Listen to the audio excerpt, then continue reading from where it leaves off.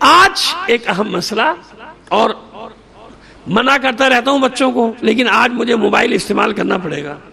پوری کتابیں لا نہیں سکتا تھا تو میں اس کا عکس کھینچ کے اپنے پاس لے آیا ہوں.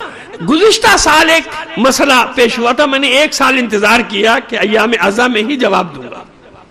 اس کا جواب سے مراد خدا نہ کریے نہ سمجھے گا کوئی مناظرے میں پڑھنے جا رہا ہوں، نہیں، ایسی کوئی بات نہیں، بلکہ کسی چیز کی تاریخ بتانے جا رہا ہوں آپ کو. کسی چیز کی تاریخ. اب کیونکہ ضروری تھا تاریخ بتانا تو وہ کتاب کے صفحوں کا عکس بھی بنا کے میں اپنے ساتھ لے آیا. بھائی کتاب نہیں لا سکتا تھا تو اب مجھے بھی اس موبائل کی ضرورت پڑے گی جس کے میں عکس صفحے کے وہی پڑھوں گا. تو میں آپ کو بتا دوں کہ مسئلہ کیا ہے. چپ تعزیہ سمجھ میں نہیں آیا کچھ لوگوں کی کہ چپ تعزیہ کیا ہے. اچھا، میرا درخواست یہ ہے کہ چلیے اگر آپ کی سمجھ میں نہیں آیا تو چپ تعزیہ اگر نام ہے تو کسی وجہ سے تو ہوگا نا.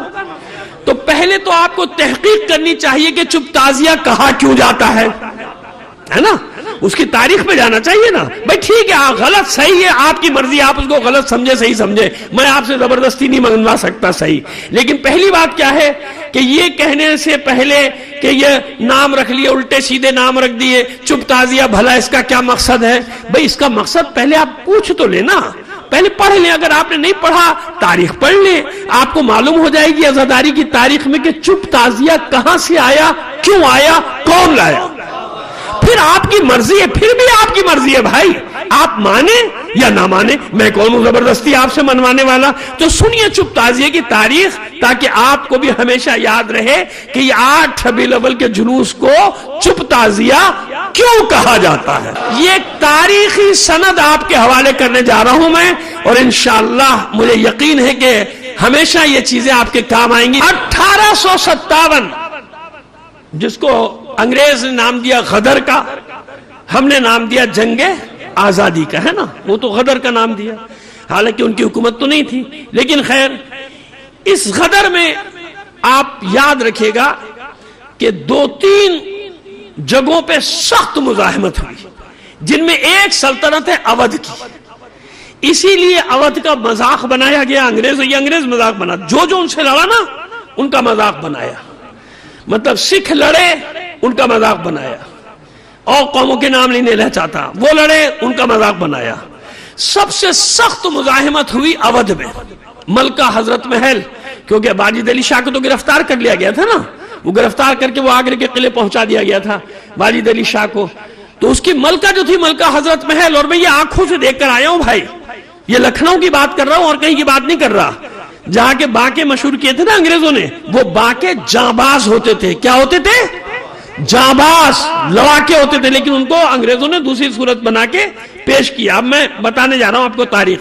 تو سب سے بڑی لڑائی جو لڑی گئی وہ اودھ میں، وہ ریزیڈنسی کہلاتی ہے، جس کو میں 1 سے زیادہ بار جا کے دیکھ چکا ہوں، کہ جس کے نیچے تک تہخانوں تک 1-1 انچ پہ گولیوں کے نشانات ہیں.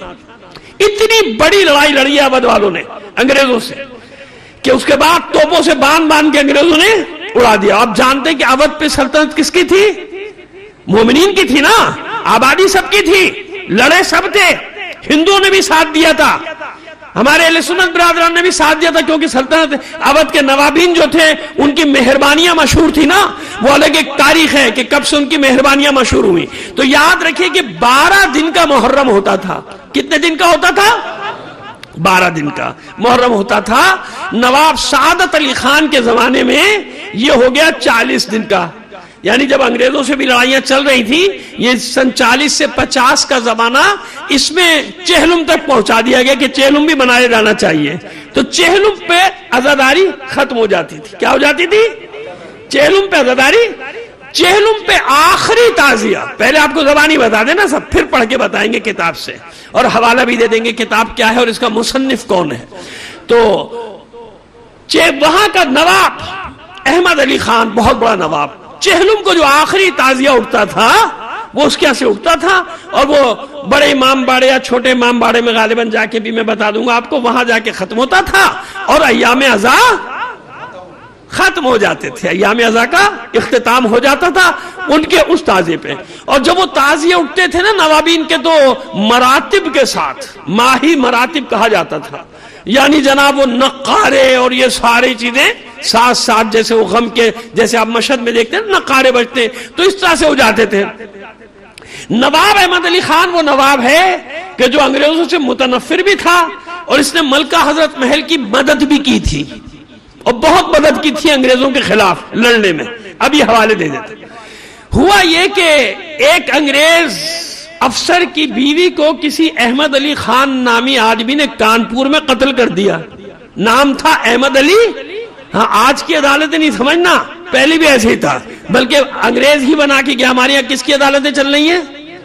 اسی کی بنائی بھی چل رہی ہے نا. تو کیا کیا؟ دشمنی کی بنا پہ وہ احمد علی خان تو کوئی فرار ہو گیا، یہ نواب احمد علی خان کو گرفتار کر لیا. ایام ازا تھے. کیا تھے؟ ایام ازا تھے. اب دیکھیے قدرت کا انتظام بتا رہا ہوں آپ کو. میں نے کیا کہا تھا، ایک جملہ آپ سے یاد رکھیے گا کہ عزاداری میں ایک ایسی چیز ہے کہ اگر کوئی جعلی چیز شامل کرے گا یہ نکال کے باہر پھینک دیتی، اور اگر کوئی جینوین چیز جس کو اللہ رسول اور امام پسند کرے وہ کوئی شامل ہو تو وہ پھر چلتی رہتی ہے، اسے کوئی نہیں ختم کر سکتا. اور ہر چیز پر اعتراض کرنے والوں سے میں پوچھتا ہوں، یہ بتاؤ شام غریبہ اماموں کے زمانے میں تھی کیا؟ پہلا جلوس ہجری 357 میں برآمد ہوا پہلا جلوس، یعنی باقاعدہ باضابطہ عاشور کا ماتمی جلوس. ہر چیز کا ارتقاء ہوتا ہے، اصلی چیزیں داخل ہوتی چلی جائیں تو. اب ہوا کیا کہ یہ ان کو پھانسی کی موت کی سزا کا اعلان ہو گیا، اور چہلم آنے والا. چہلم میں رہ گئے چند دن. جب ان کو موت، جس دن پھانسی دی جانی تھی اس سے ایک دن پہلے وہ اصلی قاتل غیرت میں آیا اور وہ حاضر ہو گیا. ابھی میں پڑھ کے سناتا ہوں آپ کو. وہ حاضر ہو گیا اور اس نے حاضر ہو کر کہا کہ بھائی یہ قاتل نہیں ہے، میں نے قتل کیا. اب ظاہر عدالت بھی مجبور ہے جب قاتل خود اعتراف کر لے تو. اب یہ رہا تو ہو گئے، لیکن پریشان یہ کہ اب وہ اتنا بڑا چیلوں میں کیسے مناؤں، کیسے کروں، کس طرح سے کروں.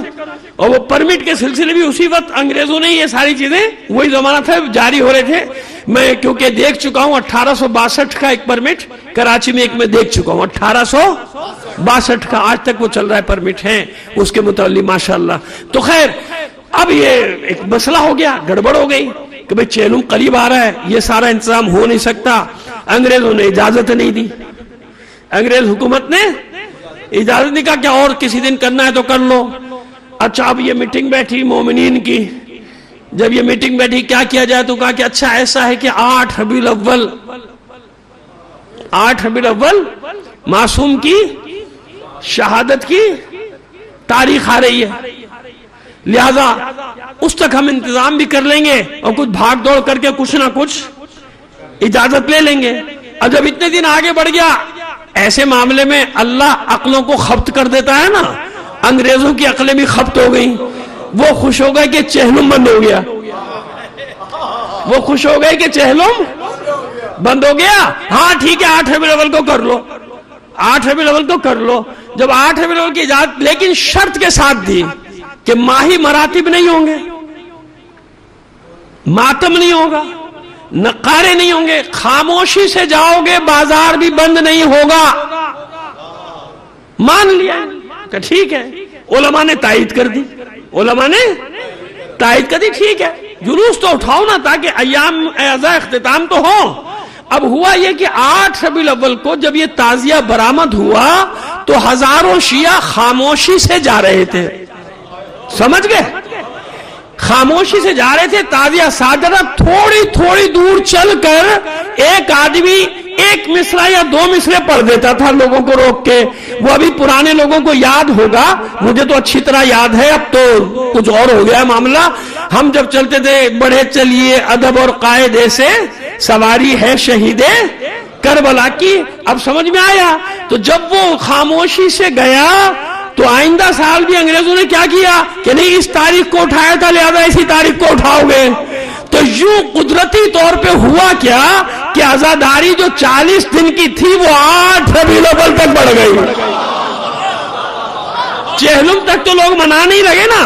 یہ آپ کو تاریخی بات بتا رہا ہوں. چپ تعزیہ جیسے اصطلاح پڑ جاتی نا اصطلاحاً، کیونکہ خاموشی سے جاتے تھے بیچارے، وہ آج چپ تعزیہ ہے بھائی، خاموشی سے جانا ہے، تو اس کی تاریخ ہے۔ اللہ کے بندو، تنقیدیں کرنے سے پہلے، اپنی بقراتیت جھاڑنے سے پہلے تھوڑا سا تاریخ پڑھ لیا کرو کہ اگر کسی چیز کا کوئی نام رکھا گیا ہے تو اس کا کوئی تاریخی پس منظر ہے۔ چپ تعزیہ یوں کہا جانے لگا تو ایک کہنے میں کیا حرج ہو گیا؟ کیا ہو گیا کہنے میں حرج؟ اگر اس کا اس زمانے سے لوگوں نے بیچاروں نے خاموشی سے جاتے تھے جلوس لے کے، اور پھر عزاداری بڑھی کہ نہیں بڑھی؟ 18 دن چیلم تو ہونے لگا، بعد میں چیلم تو منانے ہی لگے شیعہ، اور پھر ابھی بڑے کارنامے تھے اس زمانے کے علماء کے، کس طرح سے اپنی مسجدوں کو واپس لیا انگریزوں سے، آصفی امام باڑے کو واپس لیا، جمعہ مسجد کو واپس لیا۔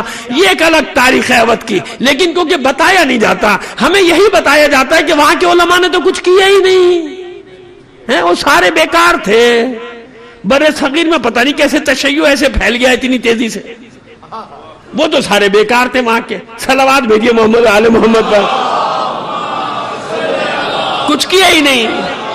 سمجھ میں آگے؟ اب آئیے کتاب کے مصنف کا تعارف کرا دوں، سید شکیل حسن کا، کہ جو 38 سال سے، شاید 40 ہو گئے ہوں، لیکن میرا حساب یہ کہہ رہا ہے کہ 38 سال سے وہ میڈیا سے وابستہ ہے، اور میڈیا کے بھی اعلیٰ ترین عہدے پر، آج بھی اعلیٰ ترین عہدے پر اس ملک میں نہیں ہے، ٹھیک ہے نا؟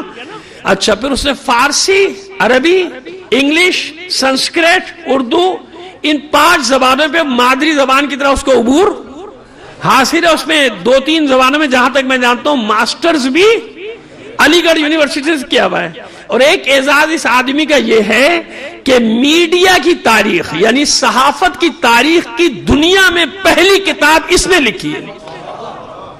اب سمجھ میں آ گیا کہ محقق ہے۔ وہ کتاب جو اس نے تاریخ اودھ پر لکھی ہے، وہ لکھی ہے فرقہ واریت کے فسادات کے پس منظر کے طور پہ، کہ انگریزوں نے کس طرح فتنہ و فساد ڈالا۔ تو کتاب کا نام اس نے یہ رکھا ہے کہ شیعہ سنی اختلاف، کتنی حقیقت کتنا افسانہ، یعنی انگریزوں نے کس طرح، اس سے پہلے نہیں تھا نا، سب مل کے تعزیہ داری بھی عزاداری بھی سب مل کے کرتے تھے، تو یہ کیسے ڈالا۔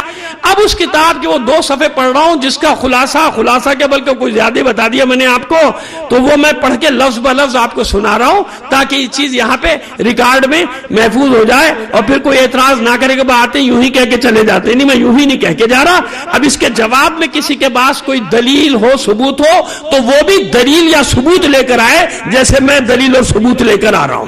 اب بھائی یہ میرے لیے ذرا مشکل کام ہے، لیکن اب آپ کو برداشت کرنا پڑے گا 5-6 منٹ۔ 2.25 مہینے، اب انہی نے اس چیپٹر کا نام رکھا ہے 2.25 مہینے عزاداری کی تاریخ، کہ عزاداری 2.25 مہینے کیسے ہوئی۔ لکھتے ہیں کہ محرم میں 12 دنوں تک چلنے والا سوگ نواب سعادت علی خان کے عہد میں ہی بڑھ کر 40 دن تک ہو گیا تھا، یعنی شروع میں 12 دن ہوتا تھا، اودھ میں جب حکومت قائم ہوئی مومنین کی تو یہ کتنے دن کا ہو گیا؟ 40 دن کا سوگ ہو گیا، اور شہر کے اکثر گھروں میں 40 دن تک مجالس و ماتم کا اہتمام ہونے لگا تھا۔ شہر کے ایک معروف رئیس نواب احمد علی خان، یہ میں پڑھ رہا ہوں کتاب سے، معروف رئیس نواب احمد علی خان کے گھر سے بہت تذوق و احتشام سے چہلم کے روز تعزیہ اٹھا کرتا تھا، لیکن اتفاق سے کانپور کے کسی احمد علی خان نام کے ایک شخص نے ایک انگریز جرنیل کی بیوی کو گولی مار دی اور روپوش ہو گیا۔ لکھنؤ کے نواب احمد علی خان بہت معروف شخصیت تھے اور انگریزوں سے متنفر بھی، انگریز بھی جانتے تھے کہ یہ ہم سے بہت شدید نفرت کرتا ہے، متنفر بھی رہتے تھے، لہذا مقتولہ کا شوہر ان احمد علی خان کو اصلی قاتل سمجھ کر محل سرا میں گھس آیا اور ان پر فائر کرنا چاہا، ان کو قتل کرنا چاہا، نشانہ خطا ہو گیا، نواب صاحب کی جان تو بچ گئی۔ اس واقعے کے بعد بجائے اس کے کہ حملہ آور گرفتار ہوتا، نواب احمد علی خان گرفتار ہو گئے، جیسے ماشاءاللہ آپ کیا ہوتا ہے، مظلوم اندر ظالم باہر۔ آئیے آگے بڑھتے ہیں، بجائے اس کے کہ حملہ آور کو پکڑو کہ اس نے گولی ماری، ان کو اس کے الزام ہے، حالانکہ جانتے ہیں کہ وہ احمد علی خان یہ نہیں ہے، مگر کیونکہ نام ایک تھا گرفتار کیا، نواب احمد علی خان گرفتار ہوئے، ان پر قتل کا مقدمہ چلا اور جرنیل کی بیوی کے قتل کے الزام میں پھانسی کی سزا سنائی گئی۔ جس دن نواب صاحب کو پھانسی ہونے والی تھی اسی دن کانپور والے احمد علی خان کو عدالت میں اپنے آپ کو خود کو عدالت میں حاضر کر دیا۔ کانپور والے جو اصلی قاتل تھا احمد علی خان، جب اس کو پتا چلا کہ میری جگہ ایک بے گناہ مارا جا رہا ہے. یہ باقی تھے وہاں کے جن کو کیا بنا کے پیش کیا جاتا ہے کہ اس کو غیرت آئی کہ میری جگہ ایک بے گناہ پھانسی پہ چڑھا, اس نے خود کو حاضر عدالت کر دیا. اس طرح نواب احمد علی خان لکھنوی پھانسی کے پھندے سے بچ گئے. یہ سفر المظفر کے مہینے کا واقعہ ہے اور چہلم کے کچھ دن باقی تھے, اس لیے نواب صاحب تعزیہ اٹھانے کا پورا انتظام نہ کر سکے. یہ بھی تو ہوتا ہے نا کہ بھئی اتنا انتظام کرنا ہے, نہ کر سکے, خاطر خواہ انتظام نہ کر سکے. تو پھر ان کے دوستوں نے رائے دی کہ وہ امام حسن عسکری علیہ السلام صلوات بھیجیے یوم شہادت پر, ان کے یوم شہادت پر 8 ربیع الاول کو تعزیہ اٹھائیں. نواب صاحب نے اس تجویز کو پسند کیا اور 8 ربیع الاول کو تزک و احتشام کے بغیر, کیونکہ انگریزوں نے پابندی لگائی, تزک و احتشام کے بغیر صبح سویرے تعزیے کا جلوس اٹھایا. اس تعزیے کی خاموشی سے اٹھائے جانے کی بابت 2 باتیں مشہور ہیں, دونوں بتائے دیتے ہیں اسی کتاب سے آپ کو, ٹھیک ہے. کہ پہلی بات تو ہے کہ خود نواب صاحب علم و ماہی مراتب و بینڈ وغیرہ باجے کا انتظام کرنے کی استطاعت کھو چکے تھے, ایک بات. تو اس کے لیے ضروری نہیں تھا کہ 8 ربیع الاول تک جاتے, وہ تو چیلوں کو بھی اٹھا سکتے تھے وہ بغیر مراتب کے اگر اٹھانا تھا. دوسری بات کیا تھی, دوسرے کہ انگریز حاکموں نے انہیں ایسا کرنے کی اجازت نہیں دی تھی, یعنی چیلم کے دن نہیں اٹھاؤ, چونکہ اس وقت تک تعزیہ صرف چیلم کے دن تک ہی. انگریزوں نے کیا پہلے کہ بھائی یہ تو چیلم کے دن اٹھتا ہے لہذا نہیں اٹھے گا, لہذا حاکم نے اس نئے جلوس کی اجازت اس شرط کے ساتھ دی کہ تعزیے کے ساتھ نہ تو فوجی بیڈ ہوگا نہ ماہی مراتب, یہاں تک کہ یہ جلوس شہر کی ٹریفک پر بھی اثر انداز نہ ہو. اسی خیال سے تاروں کی چھاؤں میں جلوس نکالنے کی اجازت دی گئی. جب یہ جلوس نکلا تو اس کے شرکا تعزیے کے ساتھ ساتھ خاموشی سے چل رہے تھے. چپ تعزیے کی تاریخ بتا رہا ہوں, جن کو نہیں معلوم ہے نا, بڑے بڑے سقراط بقراط پیدا ہو گئے ہماری یہاں ہر چیز پہ اعتراض کرنے, ان کو بتا رہا ہوں کہ پہلے پڑھ لیا کرو, پوچھ لیا کرو, پھر آپ کا حق ہے خوب اعتراض کرو, جتنے اعتراض کرنے کرو. کہتے ہیں کہ ساتھ خاموشی سے چل رہے تھے اور بیچ میں کہیں کہیں ایک نقیب, نقیب یعنی آواز دینے والا, ایک نقیب مرثیے کے چند بند بلند آواز میں پڑھ کر مجمع پر رقت طاری کروا رہا تھا. یہی جلوس چپ تعزیے کے نام سے مشہور ہے آج تک, کیونکہ خاموشی سے گیا نا, چپ تعزیے کے نام سے مشہور ہے. اس جلوس کے ساتھ ایک زبردست تبدیلی یہ آئی کہ 40 دن تک چلنے والے ایام ازا کی مدت خود بخود 2 مہینے 8 دن ہو گئی. صلوات بھیجیے محمد آل محمد پر. اب سمجھ میں آ گئی بات. اب آپ کو سارا پتہ چل گیا کہ 8 ربیع الاول تک کیوں گیا معاملہ, کیونکہ اب بھی لوگ کہتے ہیں میں چیلم پہ ختم ہو گئے, ایران عراق میں ختم ہو جاتا ہے. خدا کے بندو اپنی تاریخ تو دیکھ لو پہلے, اس کے بعد وہاں کی بات کرو. بس 40 دن تک چلنے والے ایام ازا کی مدت خود بخود 2 مہینے 8 دن ہو گئے غالباً. اس کی وجہ یہ تھی کہ شیعہ سلطنت کے خاتمے اور انگریزوں کے مسلط ہو جانے کے صدمے سے دوچار لکھنؤ کے عوام پہلے ہی سے رنجیدہ و غمزدہ تھے, لہٰذا انہوں نے اپنے آپ ہی ایام ازا کی مدت بڑھائی اور اپنے غم کو غم حسین کے سائے میں جگہ دے کر راحت کی سانس لی. اس سلسلے میں اب دیکھیے, اب جو اصل بات, اس سلسلے میں نہ تو علماء نے کوئی فتویٰ جاری کیا, ورنہ علماء روکتے ہیں نا, آج بھی آپ مانے یا نہ مانے فتویٰ تو دیتے ہیں نا علماء, ہے نا, روکتے ہیں نا.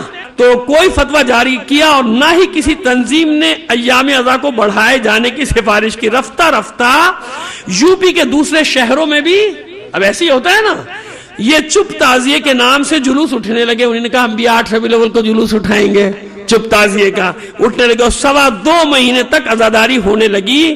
اور اب تو بر صغیر میں ہی نہیں بلکہ ساری دنیا میں جہاں جہاں بھی ایشیائی, کون ایشیائی مومنین رہتے ہیں, 2 مہینے 8 دن تک ماتم و مجالس کا سلسلہ جاری تھا. خوشی کی تقریبات موقوف.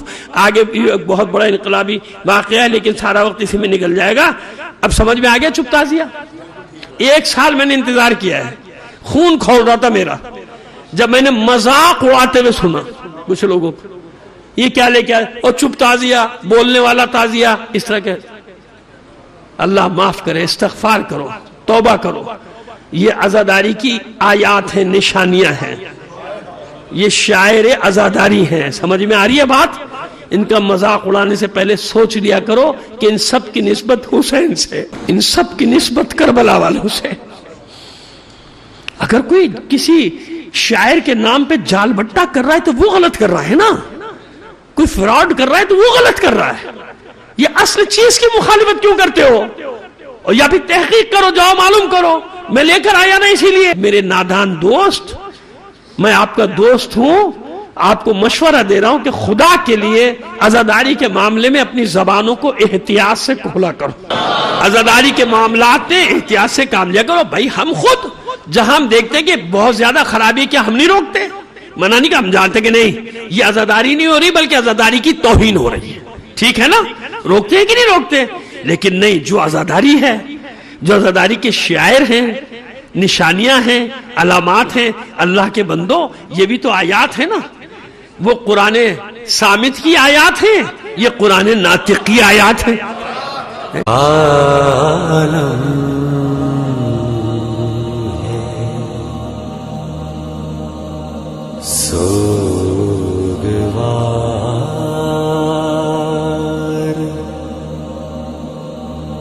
غمی کرب بلا